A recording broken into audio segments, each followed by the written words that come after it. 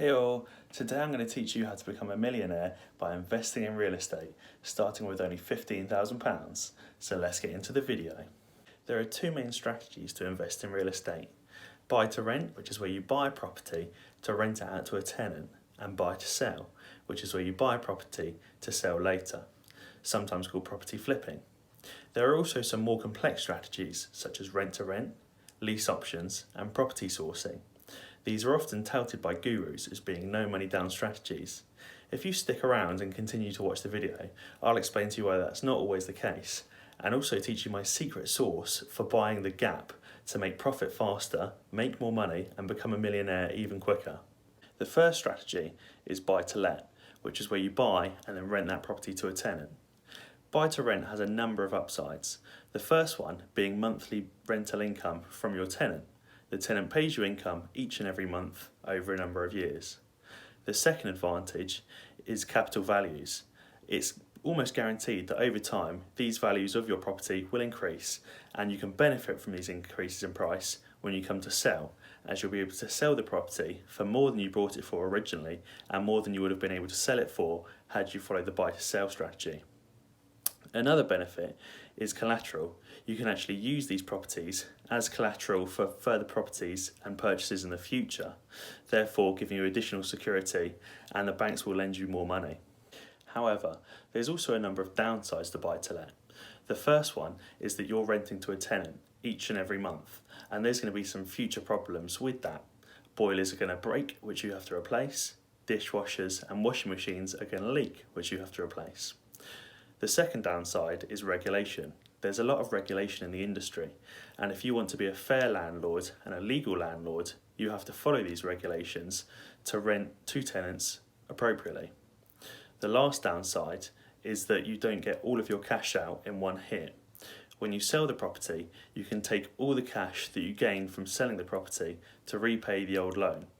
With buy-to-let, you'll probably refinance onto a buy-to-let mortgage, only giving you 80% of what the value of the property is to pay off any additional loans or refurbishment works that you did. The next strategy is buy-to-sell. This has a few advantages. The first one is faster cash. You can buy your property and then sell it for a full value, therefore keeping all of the cash to yourself. You don't have to refinance it, therefore only keeping 80% of the cash, and you also don't need to worry about collecting rents from tenants. This also has the benefit of very little future problems. Because you don't have any tenants, you don't have to replace any boilers or dishwashers or tumble dryers because you're not the legal owner of the property. This also means that you don't have to follow any of the regulations involved in letting to tenants. However, there's also a number of downsides with buy to sell as well. First being tax issues, which I'll explain further in another video. As a buy to sell developer, you will be paying tax on your trading profits, not on your rental income or capital gains, which is obviously going to be much larger. You also don't get the benefit of future income or monthly rental income, which could replace a job. You then also don't get the benefit of future capital values. Because you've sold the property and not kept hold of it, you won't benefit from any positive increases in the market over time and in the future.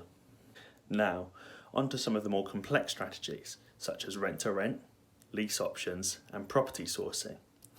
These are more complex and not often no money down strategies as touted online by the gurus, because they often involve very difficult, very complex, and very expensive legal agreements that need to be set up. These legal agreements aren't always possible because a lot of leases and sales contracts don't allow you to sublet the property, which means that you can't rent a property and then rent that property again to someone else. It's also quite unlikely that you'll be able to find a very wealthy investor or a very wealthy property owner that will sell you a property or rent you a property severely under the market value for you to then just go and sell or rent on for a lot more. It's also unlikely that you'll be able to find a very wealthy, unknowledgeable investor and be able to find them a property when you don't have very much knowledge yourself. Also, another big issue is that you can't just rehash stuff from Rightmove, which is what a lot of the gurus are teaching you to do. If a property is on Rightmove for a very low value or a very low rental value, there's often a reason for this, and it's not quite as simple as buying it for that cheap value and then selling it on later. Also, please bear in mind that all of these strategies include a number of additional costs such as legal fees, mortgage fees, monthly mortgage payments, insurance, council tax, etc. So, a no money down strategy isn't actually no money down at all, especially if you consider that you have to refurbish a lot of these properties as well, which can cost between 10 to 15k. If you've enjoyed the video so far, please leave me a comment below about which topics or strategies you would like me to go in depth with further. Alternatively, leave me a comment if you have any additional questions that need answering. Finally, join me in the real estate investing course below by sending me an email. For only £99, you'll get a ton more information like this and any further information I release in the future. Now, on to my secret sauce of buying the gap. A lot of people that typically purchase property want something perfect. They don't want something that needs a lot of work, and therefore they're happy to pay quite a bit more for something perfect. And therefore there's quite a big gap between something that is perfect and isn't perfect that needs some work. You'll see on the screen a property that sold quite recently for £175,000. You'll also see a property on screen that's currently listed on Rightmove right this second for only £115,000. As you can see, that's quite a significant gap between purchase and sales price, significantly more than the 10 to 15k it would cost to refurbish this property to prime condition.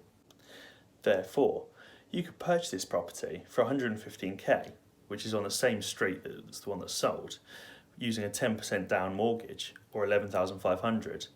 Let's save the additional 3,500 for legal, mortgage and council tax fees, therefore giving you the 15 grand that you've invested.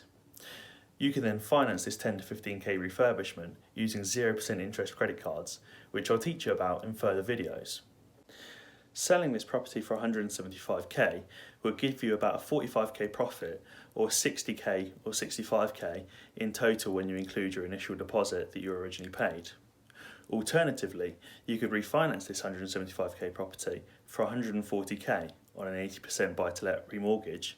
This 140k is more enough to pay off the old mortgage and the refurbishment costs on the credit card and all the legal fees, leaving you with about 23k, which is more than your original 15k that you put in, and you get to keep the property and rent it out each month. This is what's known as buying the gap. See, a property that's 175k should realistically be worth and be sold for about 160k if it's not in great condition, because then you pay about 15k to do it up and then it'd be worth a full 175k. But because the typical property purchaser isn't willing to do this additional work, these properties are selling for around 115k. Let's say that you did this, purchased a property, done it up and sold it, and you were left with then 60k for your next venture. You could then purchase a property, let's use 50k and save 10k for legals and future fix-up, valued at up to £500,000. You could then sell this property to 650 to 700k, giving you about 150 to 200k profit, therefore timesing your initial investment of 50k by 4 again. If you want to learn more about buying the gap, then continue watching some of my other videos. Alternatively, subscribe and ding the notification bell to be notified when I upload a new video. Cheers.